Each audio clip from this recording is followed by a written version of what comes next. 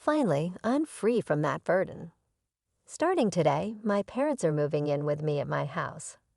When my parents passed away, my husband Scott demolished our family home and stood in front of its site.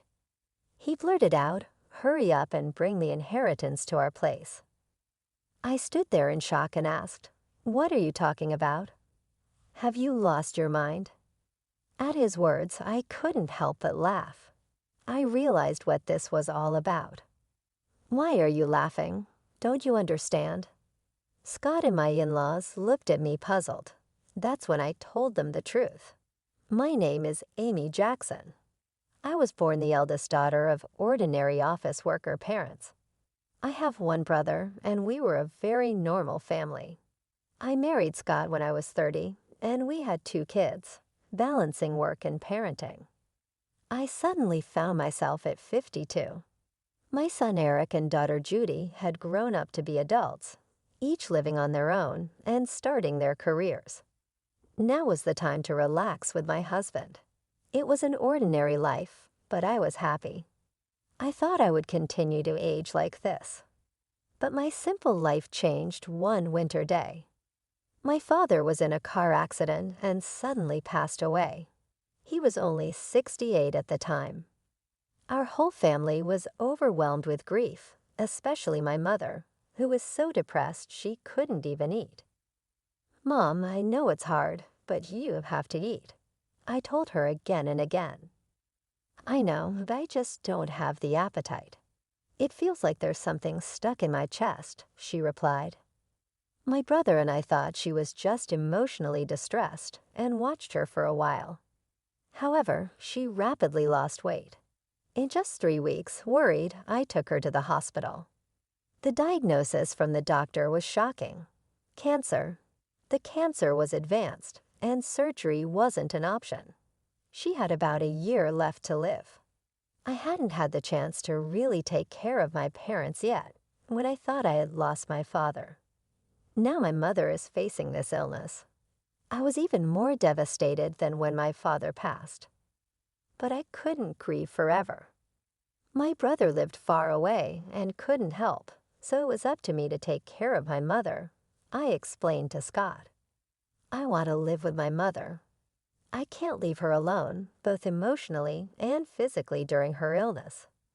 Scott's reaction surprised me. "We just finished dealing with your dad's funeral, and now I have to be dragged into more of your family's issues," he said with a sigh, clearly annoyed. "You don't have to say it like that. Can't you just drive her to the hospital and back? Do we really have to live with her?" I asked. "I think she might feel lonely if it's not okay. Maybe I can just live at my family home for a while," I suggested. Scott became indignant. "And who's going to take care of my meals while you're gone?" "I'll come and cook, of course." "What about cleaning? Who's going to do the laundry?"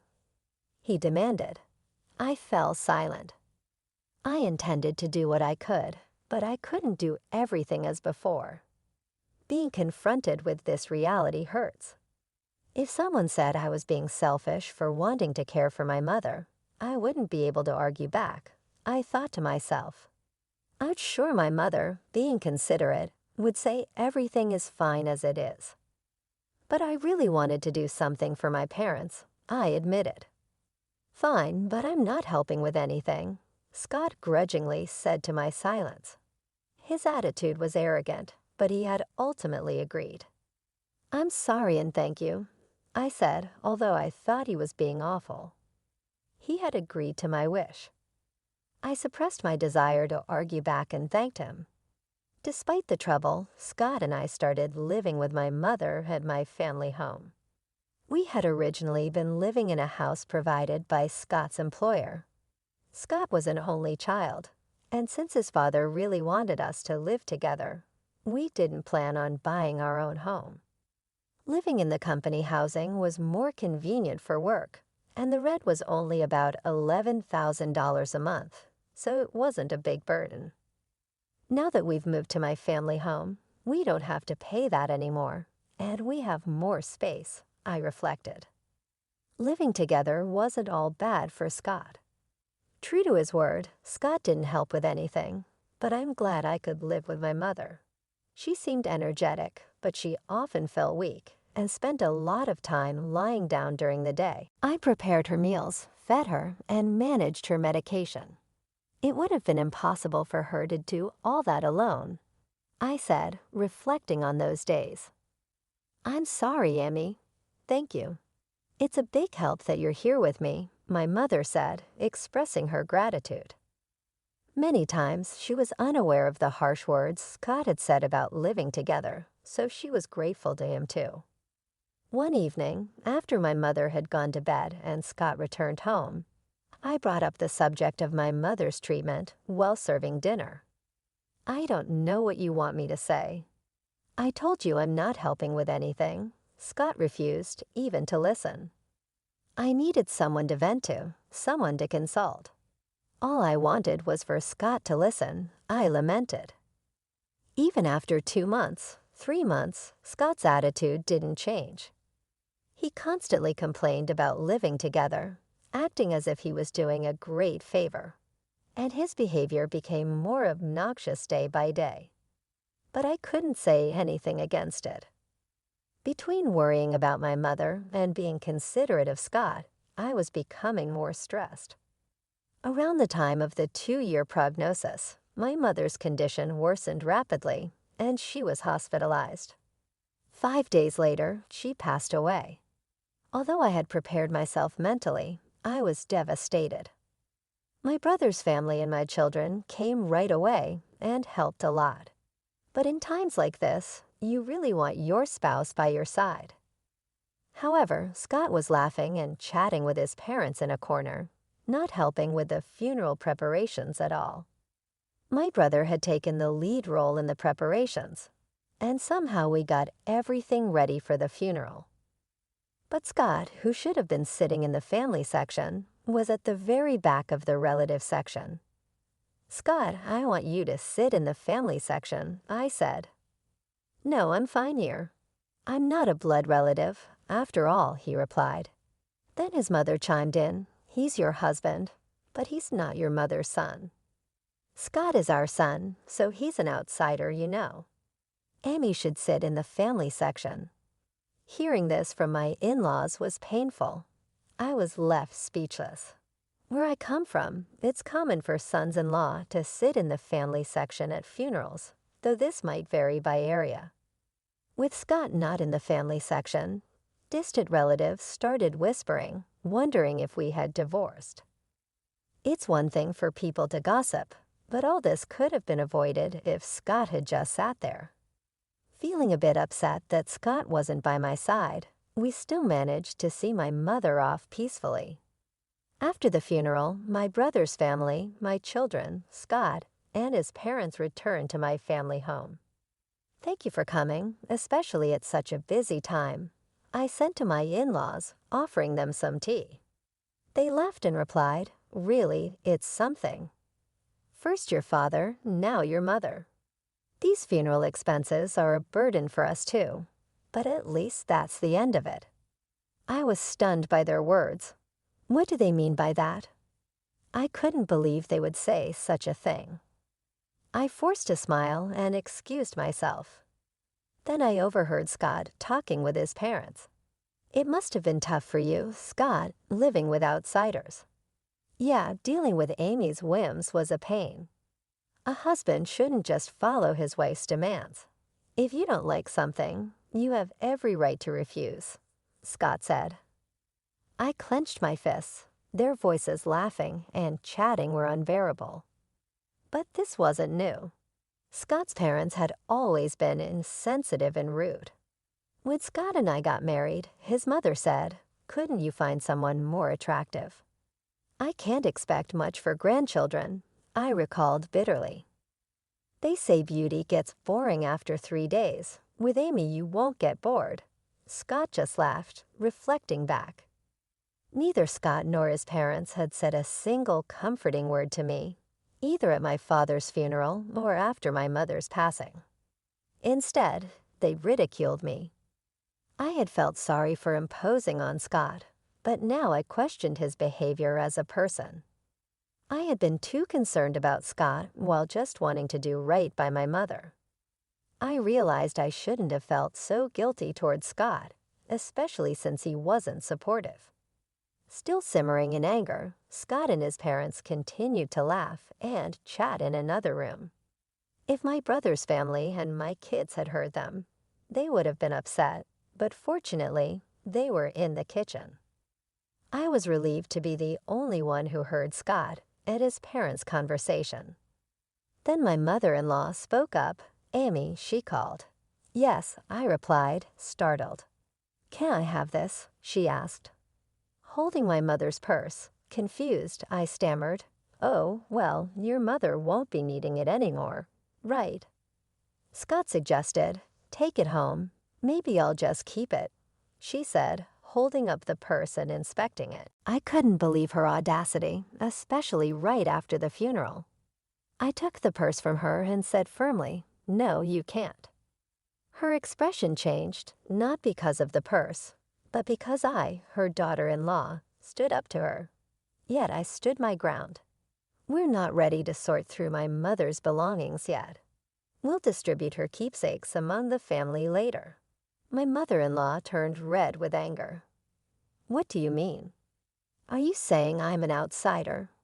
You said earlier at the funeral that even Scott was an outsider to my mother. How come Scott is an outsider, but your family isn't? I retorted. Hearing this, Scott and his father also turned red. What are you saying? Apologize to Mom. How disrespectful of a daughter-in-law to talk like that. Their commotion drew everyone from the other room. I didn't expect to be called an outsider after all the effort we put into attending the funeral. Let's go home, Dad, my mother-in-law shouted at me in front of everyone and stormed out of our house. For some reason, even Scott was angry and left with his parents. What happened? Did you really call your mother-in-law an outsider? Everyone asked me, having heard only her side taken out of context. It might have seemed like I was the one being harsh, but I explained the situation to everyone, and not a single person blamed me. Grandpa and Grandma should be more considerate of other people's feelings. That's just how Dad, Grandma, and Grandpa have always been. My children sided with me, but I still couldn't forgive those three. Scott hadn't come home for a while since that day, and I hadn't contacted him either. I didn't think I should be the one to apologize, and I wasn't sure if I could forgive him even if he did. But I knew things couldn't stay this way forever. Then one day, Scott came back. Welcome home, I greeted him, suppressing the anger that flared up at the sight of him. It's been tough, huh? His gruff words were an attempt at showing concern, and I was taken aback. Take the kids and go on a trip. It'll be a good change of scenery for you, he said, handing me travel vouchers. I was speechless. Instead, tears started to stream down my face. It might have been the kids' idea, but I was touched that Scott went along with it. I immediately contacted the kids to plan the trip. Really? Dad suggested this. It's surprising, isn't it? The kids were astonished by my proposal. It seemed like it really was a gift from Scott. I wonder if Dad feels bad about what happened, I said, laughing. I gratefully accepted the travel vouchers from Scott. I'll be off then. Yeah, take your time. Stay with the kids at their places too. Why not? Really, I can't be away that long. Don't worry about me. I'll relax at my parents'. Just enjoy yourself. With that, Scott sent me off. Judy was happy to have me visit, so before the spa trip, I stopped by her place and then Gary's. I hadn't been able to visit them while caring for my mother, so I helped out by cooking and freezing meals for them. Mom, you should relax.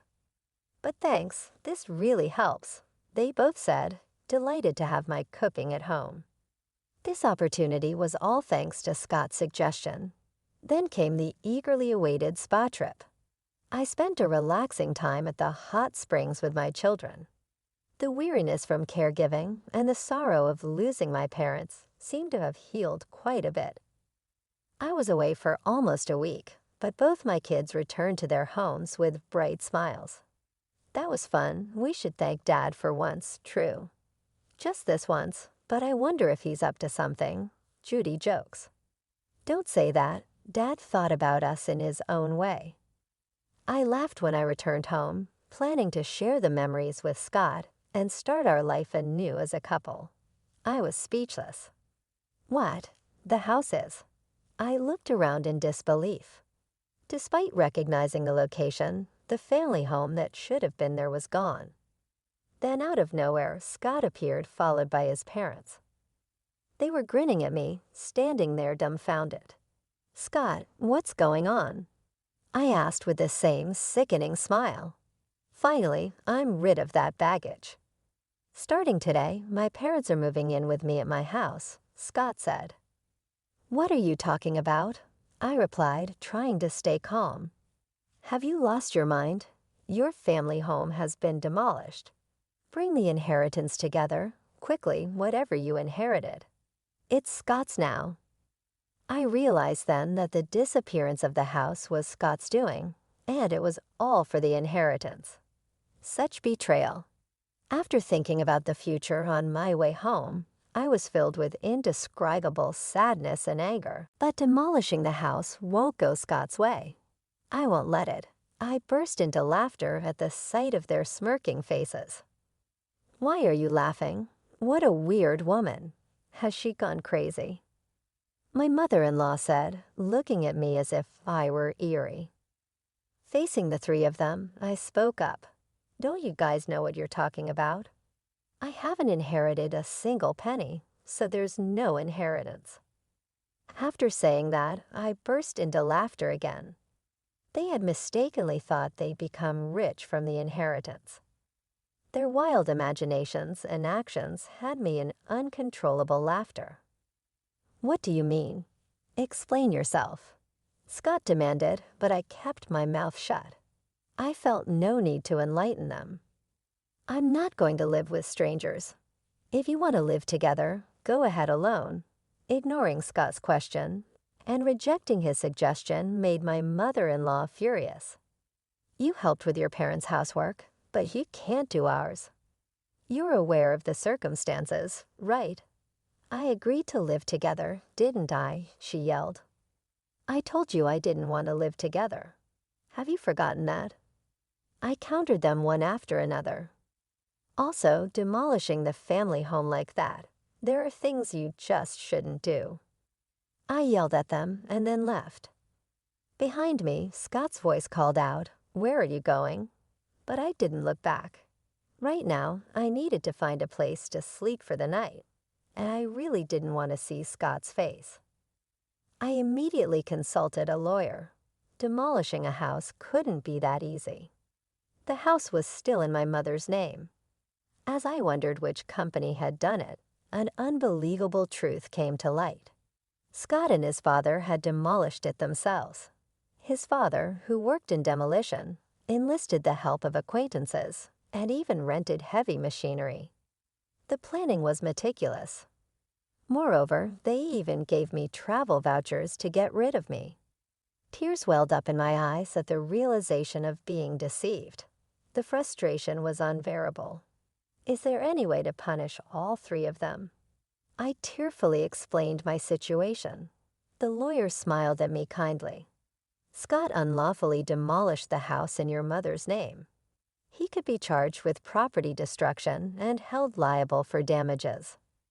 Let's start by demanding a formal apology from Scott and his parents," the lawyer suggested. A few days later, Scott called me furious about the legal notice he received. "What's with this certified letter?" he yelled. "Oh, you got it. You destroyed my precious house, so of course you have to compensate," I replied. "Compensate?" "We said we were moving to my parents' place. I demolished a house that nobody was going to live in. You should be thanking me, not asking for compensation." "Now bring the inheritance and come back home," he said arrogantly. Thank you for demolishing my house. Don't make me laugh. And what inheritance? It's not even settled yet, I shouted back. Scott was silent, seemingly taken aback by my anger, which I rarely displayed. The reason I laughed when the house was demolished was exactly this. I had a whole year with my mother. It was obvious that we would discuss matters of inheritance. So I told my brother I didn't want anything and to give it all to him. As a result, he inherited all the cash and stocks. He insisted that I should have the house since he lived far away and couldn't manage it. If I wasn't going to live there, it could be rented out. That was the plan. Either you and your father restore the house to its original state or pay the amount specified in the letter. I was considering settling this amicably. Well, fine. If you can't pay, I'll file a police report and sue you, I declared. I'm sorry. I didn't think you'd get so angry, Scott said, starting to make excuses. Of course I'm angry. What do you expect? I snapped. Scott seemed to think that if my family home was gone, he wouldn't have to live with his parents. His father had always wanted to live together and had a fondness for it. Scott had refused to live together before, citing difficult commutes, but his parents thought I was the one against it. So he convinced them by demolishing my house and making it seem like I'd move in with them with the inheritance. But I couldn't forgive him after hearing such a thing. Please give me a break. I didn't mean any harm, Dad said too. If he's truly sorry, then agree to the settlement, I said and hung up the phone.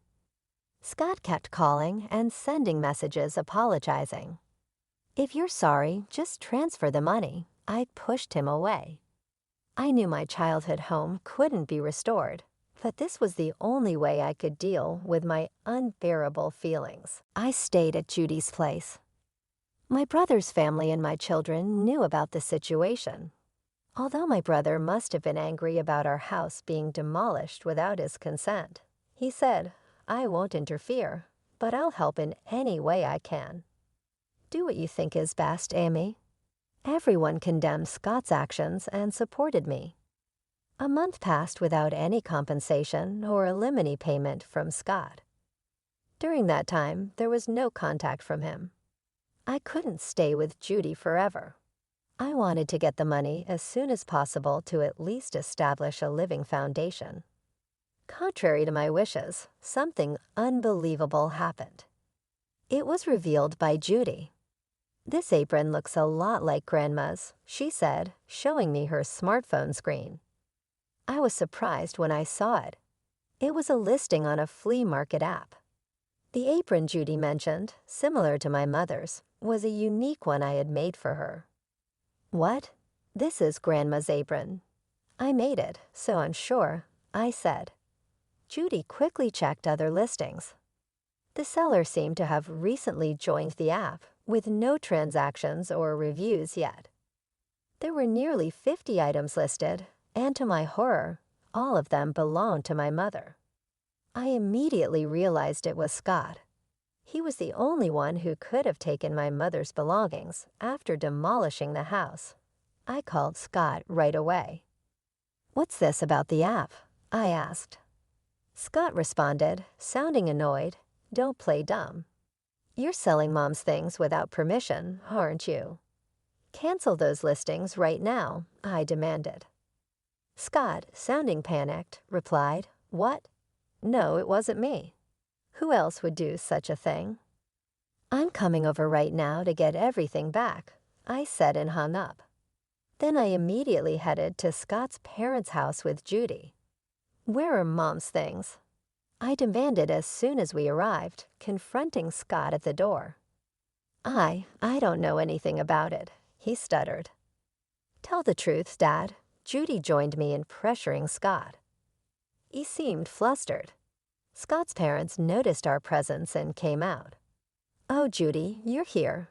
Scott's mom greeted, smiling at the sight of her granddaughter. Angry Judy said, Grandma, tell Dad to tell the truth. The truth. Grandma's belongings that passed away recently. Dad seems to be selling them, Judy said. At Judy's words, Scott's mom burst into laughter. Scott is selling them. That's impossible. I am the one selling them. I felt my blood run cold. Scott probably knew about it. With a look that almost said, "This is bad," he turned to his mother. Despite Judy's shock, his mother cheerfully continued, "What? It's a lot of work, you know. I have to pack everything carefully and make sure the photos look good." She seemed oblivious to the fact that she was selling stolen goods. Chatting happily about the app, I struggled to restrain myself from lunging at her. "Canceled the listings." "Those are yours to sell," Judy read with anger and tears in her eyes, pleading with her grandmother. However, Scott's mother seemed displeased.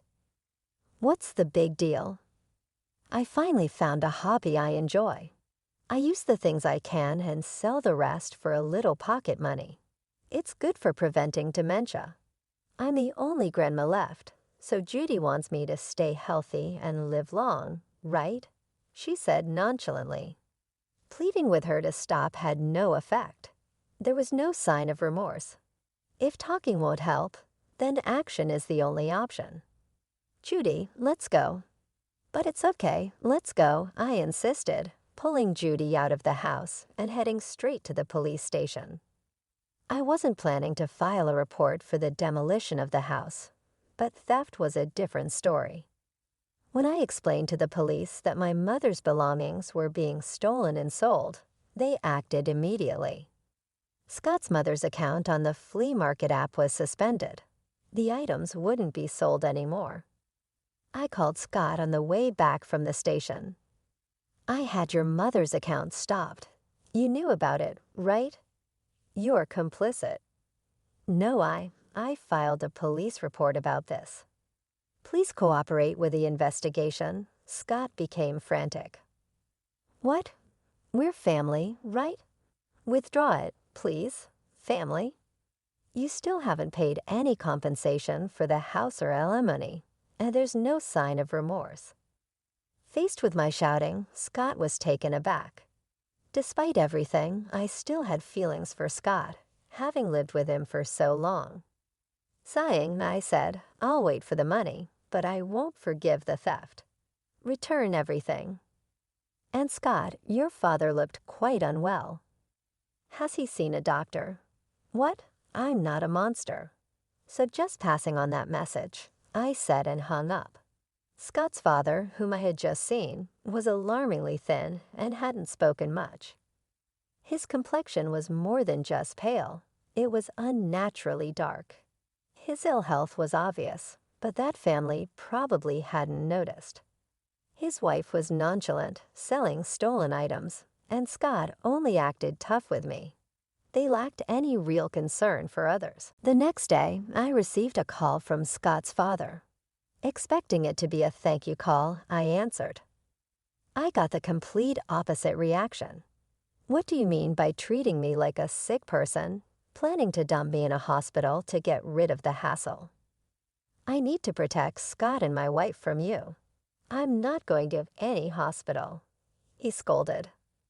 It was shocking to be reprimanded when I was just concerned. "Sorry for overstepping. I was just worried," I said. "I'm not frail or short-lived like your parents. Don't make a fool of me," he snapped. I was infuriated by his words. But a few days later, he apparently felt unwell enough to visit the hospital. The diagnosis was terminal cancer. Scott called me in a panic. "Dad's got terminal cancer. What am I going to do?" I just snorted. "I don't know." What did he say when I suggested going to the hospital? He said, "I'm not frail or short-lived like your parents, so deal with it yourself." How can you be so heartless, Amy? I never thought you'd be such a person. Did you ever say a single warm word when my mother was sick? Reflect on your own actions. I said it, hung up as expected. Scott's father passed away soon after as a human being. I didn't want to harbor negative feelings towards the deceased, but recalling everything that had been done and said, I couldn't shed a tear. After his funeral, his will was found. Despite all this talk of not being short-lived, he had made thorough preparations. The house goes to the grandson Eric. The rest of the estate is to be divided between my wife and eldest son. I was surprised to see Eric's name. Scott's father had always favored him, wanting to live with him. He must have wanted Eric to have the house even after his death. It was a nuisance for Eric to renounce the inheritance. You don't need that house, do you? I told Eric, but he was happy to receive it. Inheriting the house was more of a burden than a benefit due to inheritance tax. But if he was pleased, I had no right to say anything. Following the will, Eric inherited the house. He's our successor after all, she said.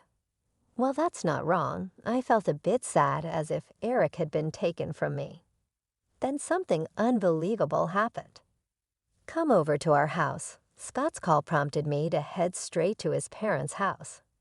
When I arrived, I saw Scott's mother and Scott himself standing in front of their house, stunned just like I once had been.